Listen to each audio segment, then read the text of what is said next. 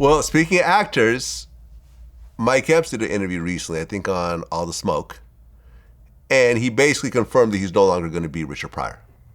I saw that, yeah. He said it was because Richard's wife was mad that he didn't fuck her. Yeah, she actually responded.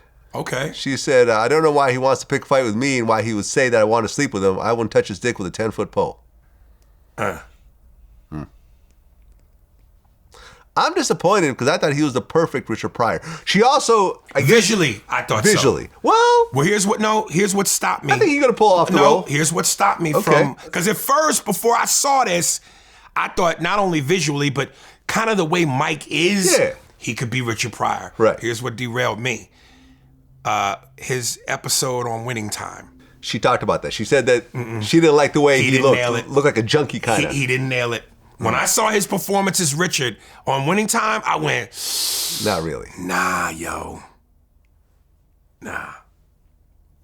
I thought if Steve Harvey had the right weight physically, because when you see that walrus mustache on Steve, Steve kind of resembles Pryor a little bit, but he's so much bigger and thicker. But if he had Mike Epps' weight with that mustache, visually he's Richard Pryor.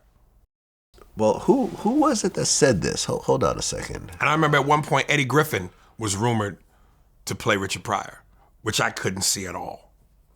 No, that doesn't work at all. No, that doesn't work at all. Well, with John Witherspoon, in my interview, I'm actually pulling this up right now, said that Steve Harvey tried to look like Richard Pryor when he was first starting. Well, I think a lot of them try to even look like Richard. Right. A lot of them cats, Steve Harvey and Tim Reed, they all try to look like Richard Pryor. I can see that. I said, y'all trying to be Richard Pryor, all of them. And they got over by it. They were successful. Yeah. Yeah, I'm telling you. He styled himself after Pryor. When you look in the eyes, along with that mustache, somewhere in this small circle, he resembles Richard Pryor. Yeah. Yeah. I mean, look. I don't think that there's a known professional comedian today that could pull off Richard Pryor. I think you would have to go with a no-name, undiscovered talent. The only concern with that becomes, at least when you get a comedian, we have those comedic instincts and chops. Right. So when it's time to be Richard Pryor on stage, we can inject our own timing and ability to what's already on paper that's funny.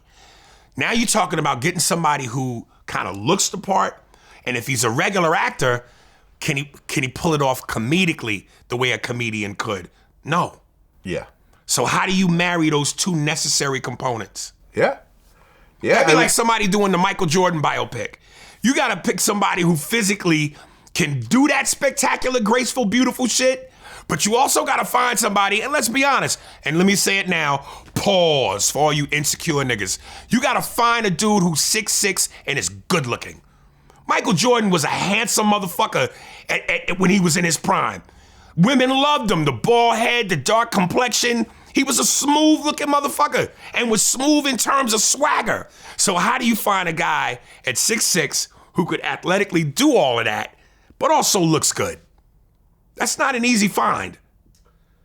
I mean, yeah, when you saw, for example, was it He Got Game? The Spike Lee movie? Yeah. Who was the basketball player? Ray Allen. Ray Allen. Yeah. I mean, he looked the part, he played the part, he didn't act the part. He wasn't an actor. He wasn't an actor. That's what I'm saying. Yeah. Yeah. So to marry the skill of an athlete and be believable, but also you got to act. Right. That's tough, man. I'm going to tell you, and here's what's funny going back to John Sally. Most athletes don't make great actors. Right. John's a pretty good actor. And Rick Fox. Right. Two of the greatest athletes I've ever seen that can act. When I think the movie was with John Sally, not Jumpin' Jack Flash, the one with Whoopi Goldberg, where she was like a coach of the Knicks or something. John was in that movie. Comedically, John is a natural. He has a natural flow to him, man. Yeah. And he's a funny dude in terms of personality. Eddie. Yeah. John was good in that. And again, Rick Fox. Yeah. Yo, Rick's pretty solid, dude. Yeah. Yeah. Yeah. I feel you. Well, Mike Epps said that he was on cocaine doing most of his movies, including Next Friday, All About the Benjamins. Right. now that I look at it, I'm not too surprised. I'm like, okay. That looks like a cool Maybe little that's my cocaine mistake. run. It seemed like niggas that do coke get blessed. Yeah. I've been drug free my whole life, and I'm struggling, nigga. So time to dance with the devil. Hey, man, there's always time. You know, Yeah. I'm sure right around here you can probably find some cocaine. Yeah, man. Time to sniff up. It's time to sniff up.